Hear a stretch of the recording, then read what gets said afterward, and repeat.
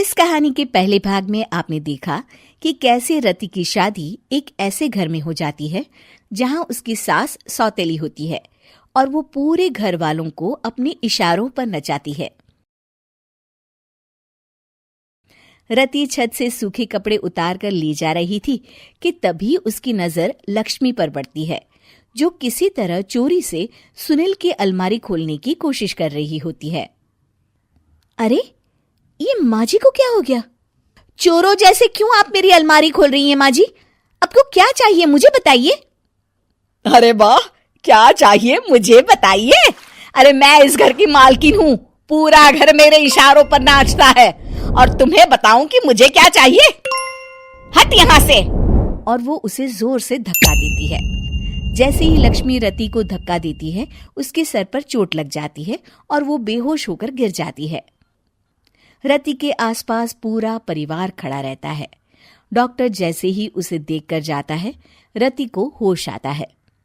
अरे बेटा, तुम दूर क्यों खड़े हो? मेरे पास आओ, मैं तुम्हारी माँ हूँ, कमला। रति के मुंह से लक्ष्मी सारंग की माँ का नाम सुनती है तो हैरान सी रह जाती है। क्या बोला रति बहू? चुप कर डायन, तूने मेरे पति और बेटे का हाल बेहाल कर दिया। अब तू मेरी बहू को भी गुलाम बनाना चाहती है? रुक, अभी मजा चखाती हूँ। ये कहकर जैसे उसे पकड़ने की कोशिश करती है, लक्ष्मी वहां से भाग जाती है। लक्ष्मी के जाने के बाद रति अपने ससुर और पति की तरफ देखकर मुस्कुरा देती है। दोनों समझ जाते हैं कि ये रति की चाल है।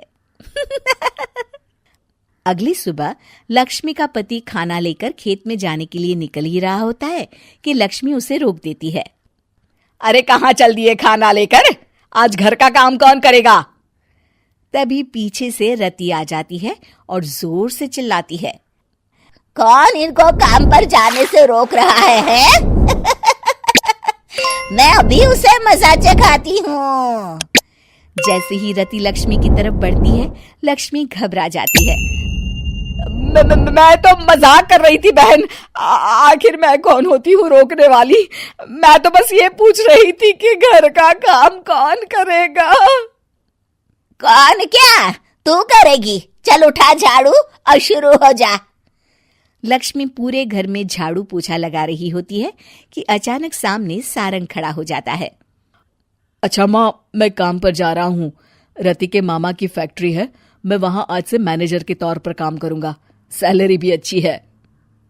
अरे सारंग, तुझे क्या जरूरत पड़ गई काम करने की? और बेटा तू बाहर काम करेगा तो इस बड़े से घर को मैं कैसे संभालूंगी? अभी तो पूरा काम बाकी पड़ा है।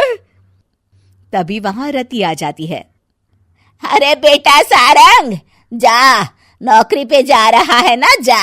और हाँ, आते वक्त घर के लिए सब्जियां ले आना।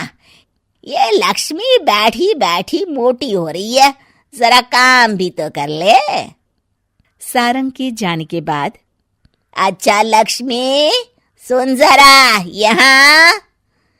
लक्ष्मी अपनी बहू रति को सारंग की पहली माँ जो मर गई है वो समझकर उसके पास जाती है। अरे बहन, ऐसा क्या हो गया जो तुम्हें वापस आना पड़ा? मैं तो बड़े ही प्यार से इस परिवार को चला रही थी। प्यार से तो मैं बहुत साल से तुझे मजा चखाना चाहती थी, लेकिन किसी औरत का शरीर मुझे नहीं मिल रहा था प्रवेश करने के लिए। अब से ना मैं बहू के शरीर में रहूंगी। और हाँ, तूने कोई भी चालाकी दिखाई या मेरे घर के लोगों को परेशान करने की कोशिश की तो तेरा गला दबा दूंगी।